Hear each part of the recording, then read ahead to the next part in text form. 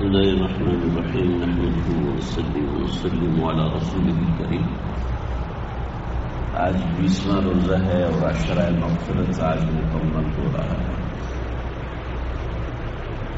اللہ رب العزت نے قرآن مجید میں فرمایا سورہ نازعات کے آخر میں كأنهم يوم يرونها لم يلبثوا إلا عشية أو ضحاها کہ ہم لوگ جب قیامت کے دن اللہ کے پاس حاضر ہوں گے تو اپنی پچھلی زندگی کو مڑ کے دیکھیں گے تو پوچھا جائے گا کہ بھائی ہاں جی کیسی زندگی گزری. ہر بندہ یہ الا عشیۃ او ضحاها، جیسے شام آتی ہے گزر جاتی ہے یا دوپہر آتی ہے اور گزر جاتی ہے، ایسے ساری زندگی. تو یہ 20 دن ہمارے کیسے گزرے، کس طرح گزرے. من صام رمضان ایمانا و احتسابا غفر له ما تقدم من ذنبه. سب سے پہلے تو کوشش کرنی ہے کہ اچھے گزرے یا نہیں گزرے. گزرنے کے بعد احتساب کرنا ہے کہ ہاں جی جیسے گزرنے چاہیے تھے ویسے گزرے یا پھر خراب گزرے ہیں. اگر کچھ ایسی بات ہے تو یہ آخری عشرہ ایک آخری موقع ہوتا ہے. اس میں بہت سی چیزیں ایسی ہوتی ہیں کہ انسان مایوس ہو جاتا ہے. 20 دن کون سا اچھا گزرے جو آگے اچھے گزریں گے. پہلی بات تو یہ ہے کہ مایوس نہیں ہونا، ہمت کرنی ہے. دوسری بات یہ ہے کہ ایک ترتیب سے ہمت کرنی ہے. ایسا ہوتا ہے کہ انسان رینڈملی کام کرنا شروع کر دیتا ہے، یہ بھی کرنا ہے، یہ بھی کرنا ہے، یہ بھی کرنا ہے، یہ بھی کرنا ہے. ایک پہلے سے ذہن بنا ہوتا ہے، ایک فضائل سنے ہوئے ہیں، پڑھے ہوئے ہیں، تو جناب آخری عشرے میں تو بڑی محنت کرنی ہے. چنانچہ 2-3 دن دیکھتے ہیں محنت نہیں ہوتی تو چھٹی نہ، ابھی یہ بھی نہیں ہوتا اب اگلے سال کریں گے. تو سب سے پہلے تو یہ مایوسی ہوتی ہے. یہ مایوسی نہیں، ایک ترتیب سے اپنی ایک ترتیب بنانی ہے اور اس ترتیب میں ماشاءاللہ اللہ جن کو توفیق دیتے ہیں اپنے گھر کی مہمانی کی، تو ایسے لوگ اعتکاف بیٹھتے ہیں. بقیہ لوگ کہتے ہیں جی ہم تو اعتکاف بیٹھ نہیں سکتے چلو، تو یہ بھی ایک درجے کی مایوسی ہے.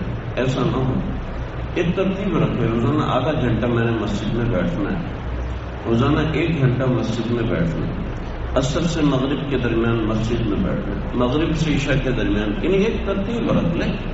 ظہر کے بعد آدھا گھنٹہ مسجد میں بیٹھنا ہے، ظہر سے پہلے آدھا گھنٹہ مسجد میں بیٹھنا ہے. یہ والا پورا دن میں نے مسجد میں، آدھا دن میں نے مسجد میں گزارنا ہے. یعنی اس طرح کوئی ترتیب رکھے. ہمارے یہاں صرف 27 رمضان کی شب میں لوگ مسجد میں گزارنے کی کوشش کرتے ہیں. ایسا نہیں ہونا چاہیے.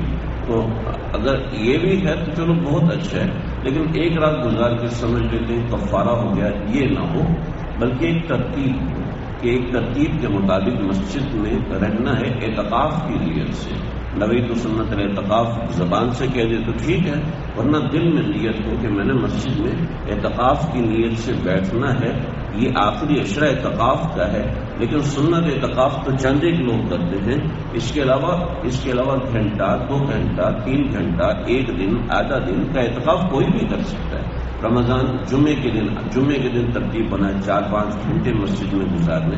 یعنی ایک ذہن بنا ہو کہ مجھے اس عشرے میں یہ کچھ کرنا ہے، اور وہ جو ذہن بنا ہے اس میں بہترین طریقہ ہے کہ کاغذ پہ نوٹ کر لے کہ جی اس طریقے سے گزارنا ہے. تو یہ انشاءاللہ اس طریقے سے گزارنے کی کوشش کریں تو اپنی کارکردگی کاغذ پہ لکھی سامنے آ جائے گی. اس عشرے میں تہجد کی پابندی کتنی ہے، اشراق کی، چاشت کی، اوابین کی، تلاوت کی، ذکر اللہ کی، دعا کی میری پابندی کتنی ہے. اگر شروع رمضان سے یہ ترتیب اپنے پاس لکھی ہو تو بہت زیادہ اچھا ہوگا کہ یہ عشرہ اس سے بھی اچھا گزرے گا، بہتر سے بہتر گزرے گا. اگر ترتیب نہیں بنی تو یہ عشرہ بھی بد سے بدتر گزرے گا. پہلے اگر برے گزرے تو یہ تو اور بھی برا گزرے گا. تو یہ تو چند ایک باتیں ہوگی کہ میں نے اس میں اتنی وہ پورا قرآن ختم نہیں ہوتا کوئی بات نہیں، میں نے آدھا گھنٹہ تلاوت کرنی، میں نے 1 گھنٹہ تلاوت کرنی. اپنی وہ اوقات پورے کرے کہ میں نے اتنی دیر قرآن مجید کی تلاوت کرنی ہے، اتنی دیر یکسوئی سے ذکر کرنا ہے، اتنی دیر دعا کرنی ہے، وغیرہ وغیرہ. ایک تو یہ بات ہے. دوسرا، اپنے گھر کی خواتین کو ترغیب دینے کی بہت زیادہ ضرورت ہوتی ہے، اس لیے کہ خواتین کے لیے اعتکاف بہت آسان ہوتا ہے. ہمارے یہاں خواتین کا اعتکاف خاصا مشکل سمجھا جاتا ہے. یہ خاتون ہے، اس کے لیے گھر کا انتظام کرنا ہے، اس نے روٹی پکانی ہے، سالن بنانا ہے. اگر وہ سنت اعتکاف کرنا چاہتی ہے اور اس کے پاس کوئی الٹرنیٹ موجود نہیں ہے، متبادل موجود نہیں ہے کہ کوئی اس کی روٹی بنا لے، کوئی اس کا کھانا بنا لے، کوئی اس کی ضرورت کی چیزیں پوری کر دے، تو نہیں ہے تو وہ اپنا جا کے کھانا بنائے، افطاری تیار کرے، دوبارہ کے اعتکاف کی نیت میں بیٹھ جائے. سنت اعتکاف میں یہ کر سکتی ہے.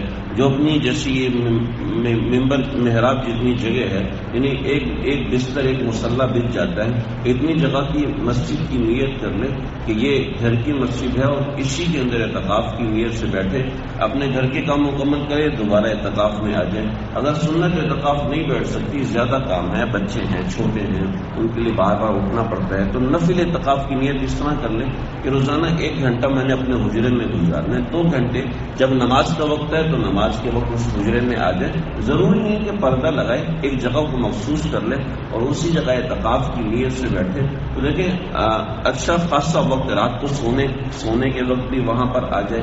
اس طریقے سے ترتیب بنائیں کہ عورتوں کے لیے تو اعتکاف اور بھی زیادہ آسان ہے مردوں کی نسبت، کہ اگر سنت اعتکاف کرے تو بہت اچھا، ورنہ نفل اعتکاف کرے تب بھی اس کے لیے بہت زیادہ سہولت ہے کہ وہ دن کا اکثر حصہ گھر میں، یعنی سارا دن تو گھر میں ہوتی ہے، کبھی کہیں ضرورت کے لیے جانا پڑتا ہے تو ٹھیک ہے، ورنہ گھر کے اندر بیٹھی ہے فارغ اوقات میں وہ اپنے گھر کی مسجد میں آ جائے، یا نماز کے اوقات میں کم از کم وہ گھر کی بنائی ہوئی مسجد میں عادت حاصل کر سکتی ہیں اور بہت اچھے سے حاصل کر سکتی ہیں. اور اس کے اندر اپنی ایک ترتیب خواتین بنائیں کہ کس طریقے سے میں نے یہ ایام گزارنے ہیں، اور پھر اس کو بھی نوٹ کرے جیسے کہ میں نے مردوں کے لیے عرض کیا. پھر اس میں چند ایک ضروری مسائل ہیں، جیسے اعتکاف والا مسجد کی حد میں ہی رہتا ہے، مسجد کی حد سے باہر نکلا تو اس کا اعتکاف ختم ہو جاتا ہے. جیسے وضو کے لیے مسجد سے باہر جا سکتا ہے، اور وضو کے لیے مسجد سے باہر جا سکتا ہے لیکن کلی کے لیے مسجد سے باہر نہیں جا سکتا. وضو کے لیے باہر جا سکتا ہے لیکن خاص مسواک کرنے کے لیے مسجد سے باہر نہیں جا سکتا.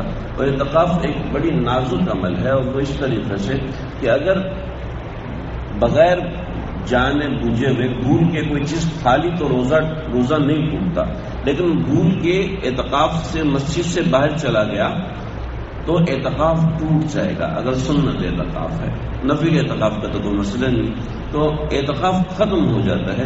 اس لیے معتکف کو بڑا محتاط رہنے کی ضرورت ہوتی ہے. معتکف کو کوشش یہ کرنی چاہیے کہ لوگوں سے کٹ کے اپنی عبادت اور یکسوئی میں رہے. ایسے نہیں کہ 4-5 لوگ مل کے بیٹھے اور گپے لگا رہے ہیں تمہاری زندگی کیسی ہوئی، دوستیاں بنا رہے ہیں، ایسا نہ ہو. یہ اوقات ہیں بڑے قیمتی اوقات ہیں. یہ جو منٹ گزر رہا ہے زندگی میں کبھی دوبارہ واپس نہیں آئے گا. ایسے یہ جو لمحات ہیں بڑے قیمتی ہوتے ہیں، خاص طور پہ جو اللہ کے گھر میں مہمان بن کے آ جاتے ہیں ان کے لیے تو حضرت عطا خراسانی رحمۃ اللہ کے فرماتے ہیں کہ یہ تو بالکل ایسے ہے جیسے کہ کسی سخی کے دروازے پر کوئی آ کے بیٹھ جائے کہ جن میں نے تو آپ سے لے کے ہی جانا ہے.